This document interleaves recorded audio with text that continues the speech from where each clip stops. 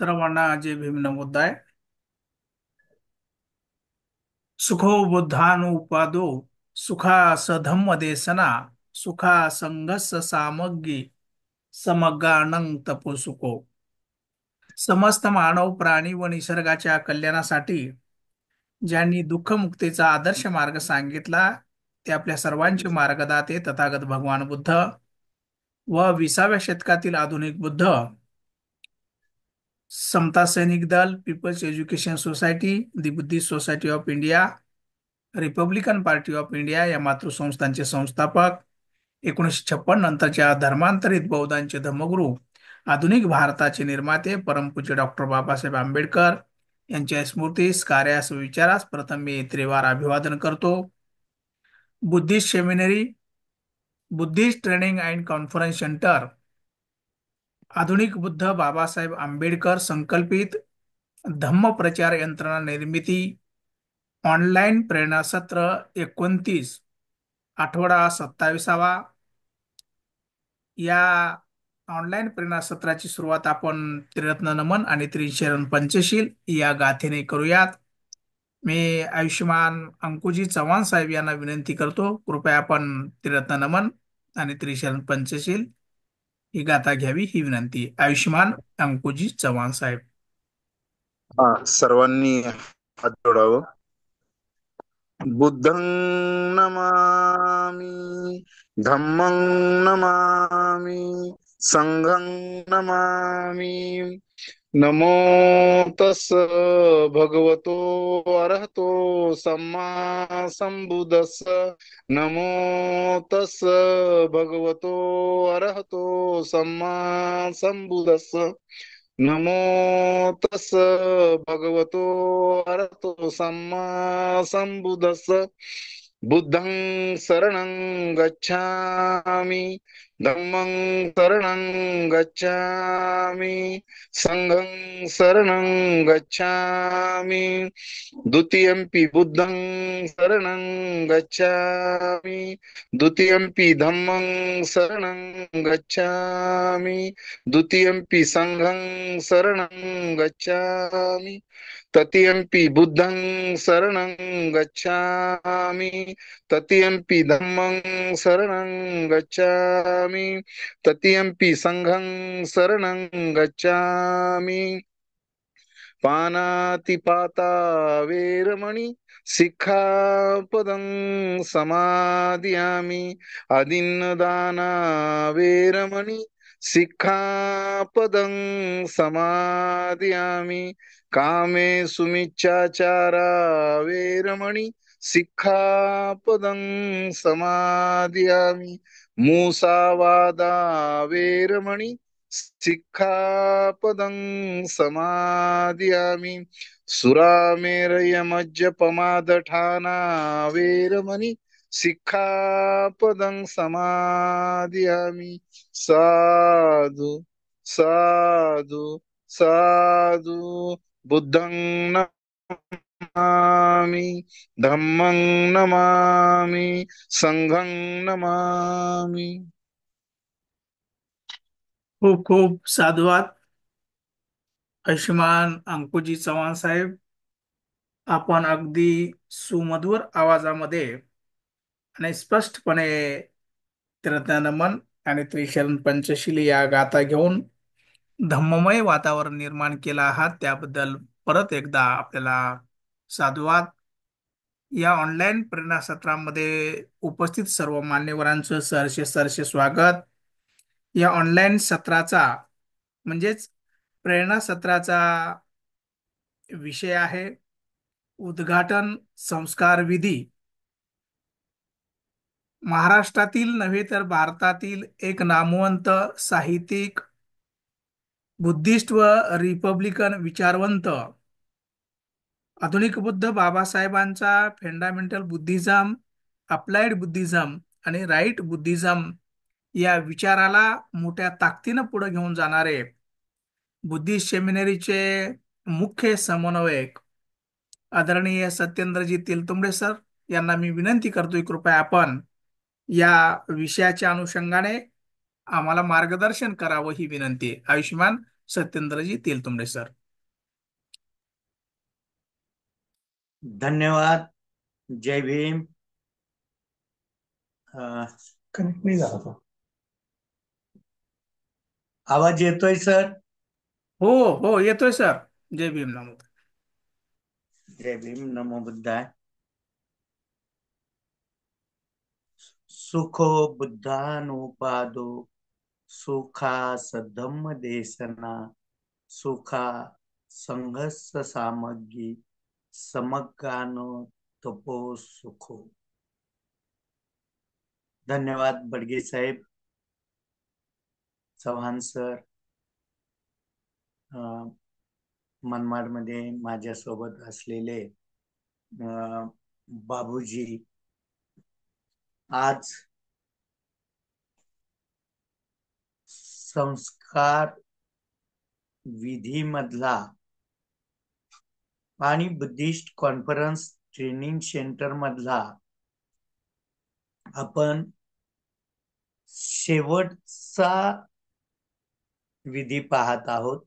शेवटचा म्हणजे अभ्यासक्रमातला शेवटचा विधी, उद्घाटन संस्कार विधी. आतापर्यंत आपण अभ्यासतो आहोत की प्रत्येकाने वेगळे वेगळे विधींची संख्या दिलेली आहे. भारतीय बौद्ध महासभेने नवीन 2023 मध्ये 15 संस्कार विधीची संख्या दिलेली आहे. अन्य वेगळ्या वेगळ्या संस्कार विधीच्या पुस्तकात 7, 5, 13 अशी संख्या आहे. ब्राह्मणी धर्मामध्ये 16 संस्कार आहेत. मुस्लिम धर्मामध्ये अत्यंत कमी म्हणजे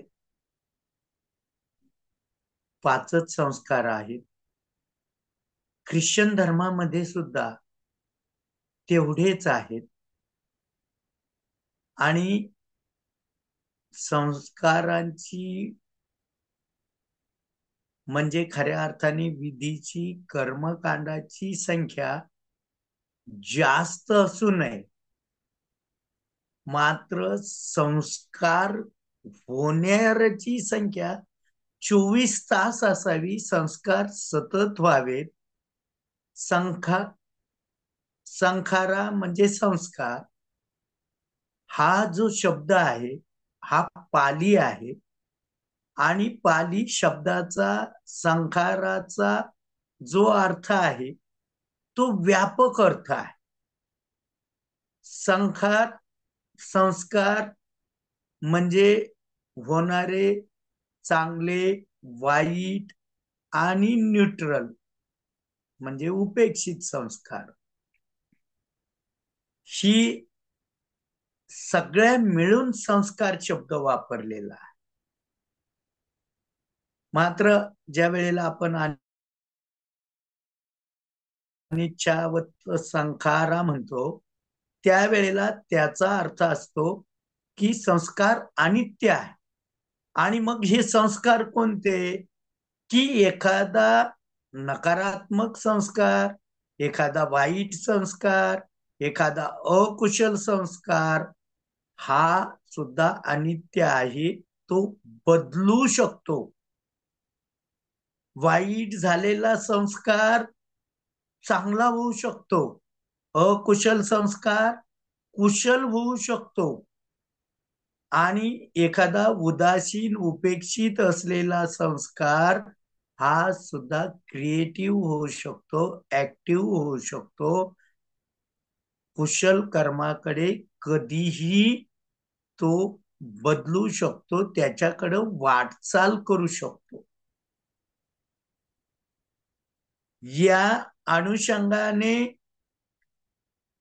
सारखं मी काही संस्कार सामाजिक आहेत, काही व्यक्तिगत आहेत, काही कौटुंबिक आहेत. उदाहरणार्थ गर्भमंगल हा जो संस्कार आहे, हा संस्कार आमचा कौटुंबिक संस्कार आहे.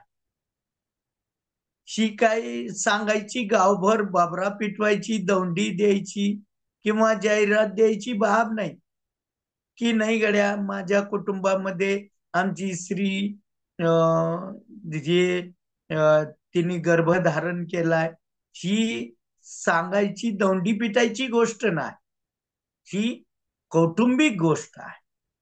आज आपण जो संस्कार पाहतो आहोत तो उद्घाटन संस्कार. आता उद्घाटन संस्कार म्हटलं की कधी मध्ये मला असं वाटतं की आपण चॅट बॉक्सचा उपयोग करायला शिकलं पाहिजे. तुम्ही चॅटवर लिहू शकता की उद्घाटन कशा कशाचं असतं. ह्या ज्या काही गोष्टी असतात उद्घाटनाच्या, त्यामध्ये अनेक बाबी येतात.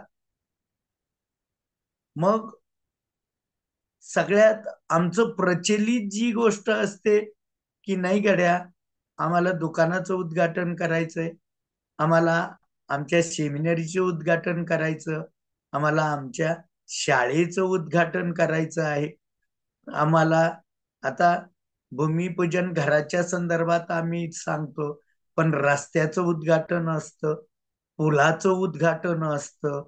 उद्घाटन हा एक व्यापक शब्द आहे आणि आम्हाला आमच्यावर कुशल संस्कार करण्यासाठी, चांगले संस्कार करण्यासाठी कशाची हरकत असू नये, आम्ही ते उद्घाटन केलं पाहिजे.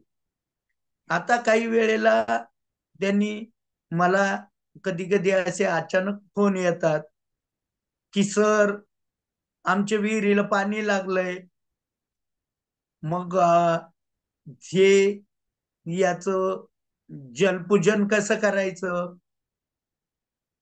हे जलपूजन हा ब्राह्मणी धर्माने दिलेला शब्द आहे, पण आम्ही त्याला उद्घाटन या अर्थाने घ्यायला काही हरकत नाही. नाही बा आम्हाला आमच्या परिसरात बोर घ्यायचा आहे, आम्हाला त्याचं उद्घाटन करायचं आहे.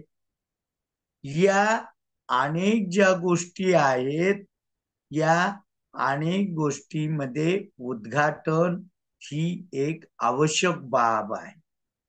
जनसामान्य माणसं जी आहेत त्यांना खूप काही तुम्ही बौद्धिक आदळून त्यांना व्यथित करू नये. बाबासाहेबांनी काही ज्या गोष्टी सांगितल्यात त्यामध्ये बाबासाहेब म्हणतात की सामान्य माणसासाठी विहाराची आवश्यकता आहे. बाबासाहेब म्हणतात धम्म सारखा कानावर आदळत ठेवला पाहिजे. सामान्य माणसावर संस्कार होण्यासाठी विहाराची आवश्यकता आहे. तसंच या सगळ्या संस्काराची सुद्धा आम्हाला काही या कुशल गोष्टीकडे जोडण्याची आवश्यकता आहे. आपल्या सम्राट अशोकाच्या एका शिलालेखामध्ये, मला वाटतं 9वा शिलालेख आहे, त्यामध्ये सम्राट अशोक म्हणतात की माणसाला आनंद झाला, सुख झालं की काहीतरी करावंसं वाटतं.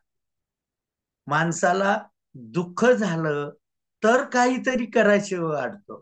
माणूस उदासीन वाटला असला, बरेच दिवस आपल्या घरी कोणी आलं नाही, आपल्याकडं काही कार्यक्रम झाला नाही, अशा वेळेला काहीतरी करावंसं वाटतं.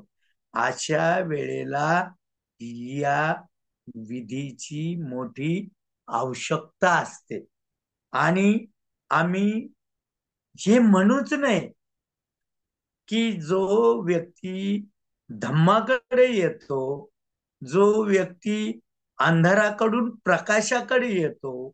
या 4 बाबी खूप स्पष्टपणे बाबासाहेबांनी बुद्धांनी त्यांच्या धम्मामध्ये सांगितलेल्या आहेत, की आमचे व्यक्तिगत माणसं असो, जनसमूह असो, तो एक गतिमान असतो आणि तो 4 प्रकारे गतिमान असतो.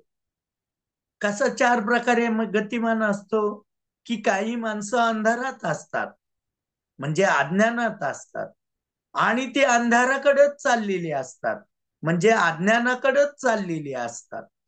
तर काही माणसं जी आहेत ती अंधाराकडून प्रकाशाकडे चाललेली असतात, म्हणजेच अज्ञानाकडून ज्ञानाकडे चाललेली असतात. काही जे समूह, काही माणसं जी आहेत ती प्रकाशाकडून प्रकाशाकडे चाललेली असतात, म्हणजे ज्ञानाकडून अधिक ज्ञानाकडे, अधिक प्रज्ञेकडे जात असलेली दिसतात. तर काही माणसं प्रकाशाकडून अंधाराकडे चाललेली असतात. काही समूह प्रकाशाकडून अंधाराकडे चाललेला असतो, अज्ञानाकडून अज्ञानाकडे चाललेला असतो, ज्ञानाकडून पण अज्ञानाकडे चाललेला असतो. या गतिमानतेमध्ये विधी एक महत्वाची भूमिका बजावतो आणि विधिकर्त्याशिवाय ही महत्वाची भूमिका पार पडू शकत नाही. विधिकर्ता ती गोष्ट माणसाला अंधाराकडून प्रकाशाकडे नेतो का अंधाराकडून अंधाराकडे नेतो, का अज्ञानाकडून अजून अज्ञानाकडे नेतो, एखाद्या कर्मकांडात अजून त्याला फसवतो, ही गोष्ट विधिकर्त्यावर अवलंबून आहे. आणि मग अशा वेळेला जर आमच्याकडे कोणाची अपेक्षा असली की नाही आम्हाला असं अशी गोष्ट आहे ना आम्हाला विधी करायची, तर विधिकर्त्याने अशा वेळेला नकार देता कामा नये. मात्र काही विधी म्हणजे ज्या काही बाबी आहेत, अज्ञानाकडे जाणाऱ्या बाबी आहेत, त्याला संस्काराचं रूप देण्याऐवजी त्याला प्रबोधनाचं रूप दिलं पाहिजे. विधीचं रूप देण्याऐवजी त्याला एक चांगली संधी प्रबोधनाची म्हणून त्याच्याकडे पाहिलं पाहिजे. आता या बाबीमध्येच उद्घाटन हा एक व्यापक शब्द आहे, की तुम्ही वेगळ्या वेगळ्या वेळेला या गोष्टी करू इच्छितात आणि ते उद्घाटन कशाचं आहे, कशा पद्धतीने आहे, त्यावर आम्ही आमची भूमिका घेतली पाहिजे. उदाहरणार्थ आमचं शिबिराचं उद्घाटन, मग आम्ही शिबिराचं उद्घाटन कसं करतो, तर शिबिराचं उद्घाटन करत असताना आम्ही दिवा प्रज्वलित करून करतो, मेणबत्ती प्रज्वलित करून करतो, की आम्हाला ते प्रकाशाकडे न्यायचं आहे. काही वेळेला एखाद्या दुकानाचं उद्घाटन आम्ही आमच्या निळी रिबनीची फीत किंवा काशाई रिबनीची फीत जी लावून दरवाजावर लावून मान्यवरांच्या हस्ते आम्ही ती फीत कापून त्याचं उद्घाटन करू शकतो. तर ही जी बाब आहे ही परिस्थितीवर अवलंबून आहे. मग आम्हाला एखाद्या बोर्डाचं उद्घाटन करायचं आहे, समजा आम्हाला बुद्धिस्ट सेमिनरीच्या बोर्डाचं उद्घाटन करायचं आहे, मग अशा वेळेला काय, तर अशा वेळेला आम्ही त्याच्यावर पडदा लावून तो निळा असेल, पांढरा असेल किंवा काशाय असेल, ज्याने ज्या रंगाने आमच्यावर रंग पण संस्कार करतात, कारण हे लोकांनी खर तर ही वाईट गोष्ट आहे की या लोकांनी सगळ्यांनी रंग पण वाटून घेतलेत, की या धर्माचा हा रंग, या जातीचा हा रंग, त्या समाजाचा तो रंग. पण काही रंगाने त्या छटा असतात. आता जे चित्रकलेचे अभ्यासक आहेत त्यांना या गोष्टी माहिती आहेत की खऱ्या अर्थाने मूळ रंग तीनच आहे. बाकीचे जे म्हणजे निळा, पिवळा आणि लाल हे तीनच मूळ रंग आहेत. बाकीचे जे रंग आहेत ते संयुक्त रंग आहेत, मिक्सअप केलेले रंग आहेत किंवा त्याच्या शेड बनवलेले रंग आहेत. आणि हे जे काळा आणि पांढरा हे काही रंगात मोडत नाहीये, या छटा आहे. तर ही जी रंगाचं एक अनुकूल पांढरा किंवा निळा किंवा विहाराचं उद्घाटन असेल तर आमच्या शिवराचा रंग, काशाय रंग, अशा प्रकारचा आम्ही त्याच्यावर पडदा लावला पाहिजे. आणि मग त्या पडदा ओढून, पडदा बाजूला घेऊन त्याचं उद्घाटन केलं पाहिजे. तर ह्या ज्या सगळ्या गोष्टी आहेत, या विधिकर्त्याने त्या परिस्थितीने रूप त्याचा निर्णय घेतला पाहिजे की उद्घाटन कसं करायचं आणि शिबिराचं उद्घाटन कसं करावं. हा जी एक फार मोठा मुद्दा आहे. खूप म्हणजे मी ज्या वेळेला आमचं न्यायालयीन वर्कशॉप चालू होतं तर त्या वेळेला त्या वर्कशॉपचं उद्घाटन कसं करायचं, तर तिथं एक मोठी चांगली प्रक्रिया अशी जाणवली की ते उद्घाटन झाडाला पाणी घालून केलं. की उद्घाटन जे काही उद्घाटन करणारे 5-7 जण आहेत त्या 5-7 जणाला ते प्रत्येकाने थोडं थोडं थोडं थोडं त्या झाडाला पाणी घातलं. मग त्याच्यात पण आम्हाला चांगल्या युक्त्या करता येतात की मग झाडाला पाणी घालायचं म्हणजे बाहेर जाऊन झाडाला पाणी घालत बसायचं का, नाही. आमच्या त्या धम्मपीठासमोर स्टेज समोरच एखादं उंच स्टूल ठेवून त्याच्यावर एखादी कुंडी ठेवून, मग ती फुलझाडाची कुंडी असेल किंवा बोधी वृक्षाची कुंडी असेल, त्या कुंडीला पाणी घालून पण आम्ही ते उद्घाटन करू शकतो. तर ही या उद्घाटनाची एक सिस्टीम आहे, एक स्थिती आहे. आणि उद्घाटन तुम्ही कोणत्या म्हणजे प्रतिकृतीने करता, कोणत्या पद्धतीने करता, याच्यावर एक तुम्ही सगळ्या समूहावर याच्यावर तो एक छाप पाडून जातो. आणि बाकीच्या ज्या गोष्टी आहेत की आम्ही त्रिसरण पंचशील ग्रहण करणं, शक्य त्या ठिकाणी प्रतिमा ठेवणं, प्रतिमाचं पूजन करणं, आमच्या याच्यामध्ये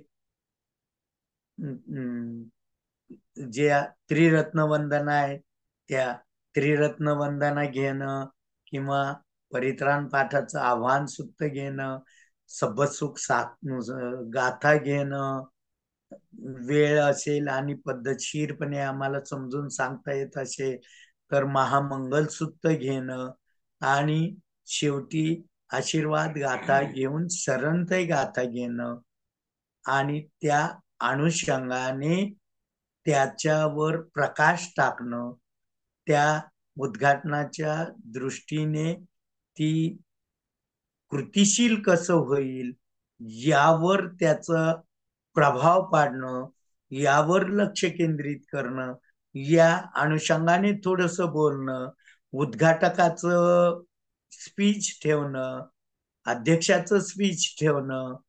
पण हे सगळं करत असताना त्याचे आम्ही 2 भाग केले पाहिजे. एक गाथा सत्राचे आणि एक सभा सत्राचे. गाथा सत्रामध्ये आम्ही सगळे या गाथा घ्याव्यात आणि जर तो फार मोठा पब्लिक कार्यक्रम असेल तर सरंतय शेवटी ठेवावं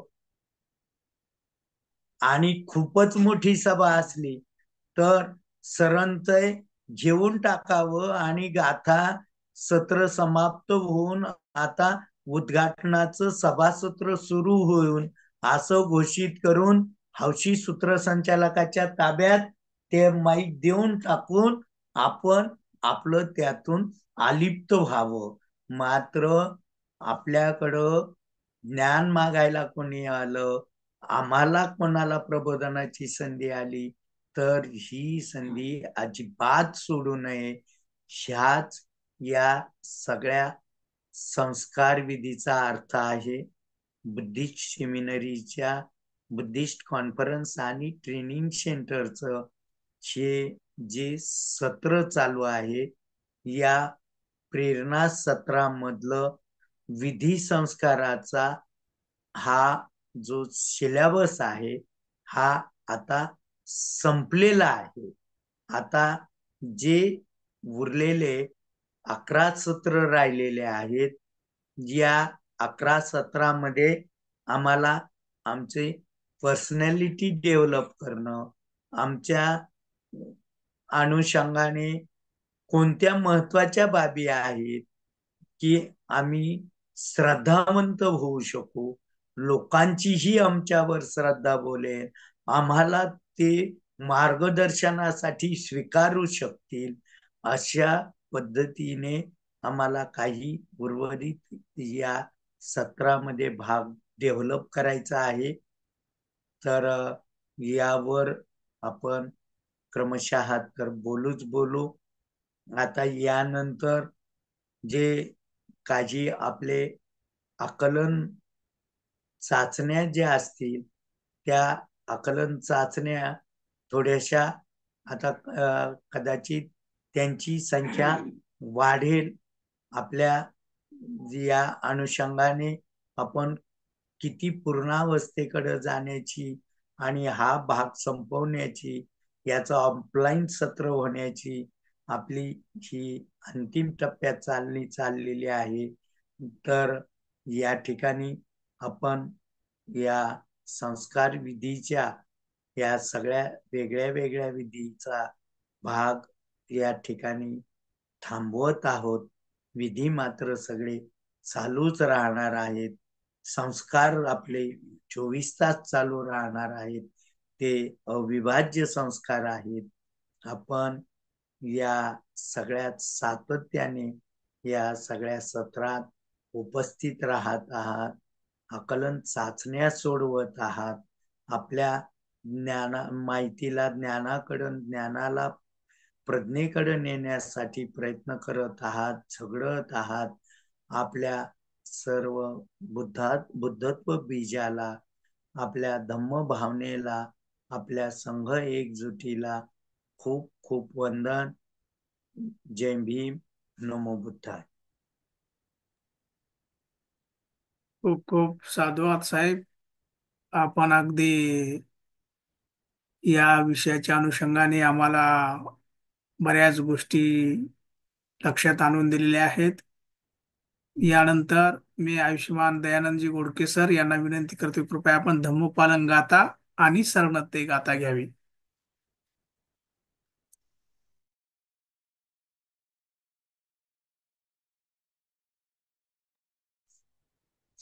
सर्वांनी हात जोडायचे. सब पाप अकरं कुशल उपसंपदा सचित परियोदपन एतं बुद्धान शासन धम्मं चरे सुचरितं नतं दुचरितं चरे धम्मचारी सुखं सेति अस्मि लोके परं च न तावता धर्मधरो यावता बहुभासति यो च अपम्पि स्तुत्वान् धम्मं कायेन पश्यति सवे धर्मधरो होति यो धम्मं न पमद्यति.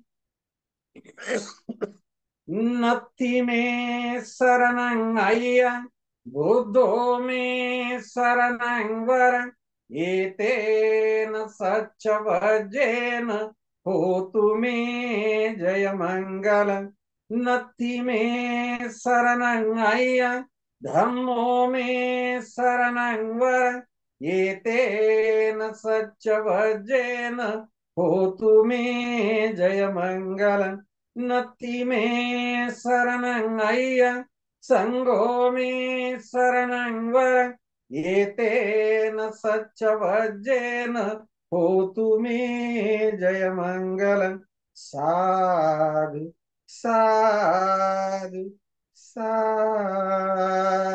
बुद्धं नमामि धम्मं नमामि संघं नमामि अहं वन्दामि सर्वदा सर्वांना सविनय सप्रेम जय भीम.